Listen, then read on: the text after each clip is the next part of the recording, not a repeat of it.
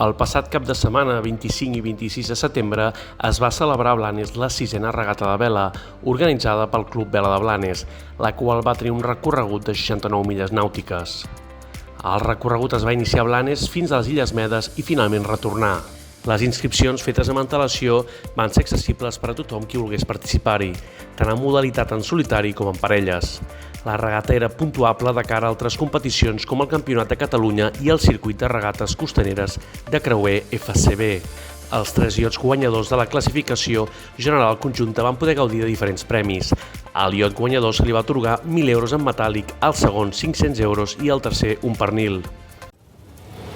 Vitel Network neix a Lloret de Mar el 2012 per estar al teu servei, amb un equip especialitzat i preparat per desafiar els reptes actuals i de futur. És per això que posem al teu abast una àmplia distribució de fibra òptica a tot Lloret de Mar i una oferta molt competitiva de telefonia mòbil, telefonia fixa i televisió. El nostre servei és immediat, fiable i proper. A Vitel Network retallem distàncies i acostem persones. Vitel Network. Sempre a prop teu.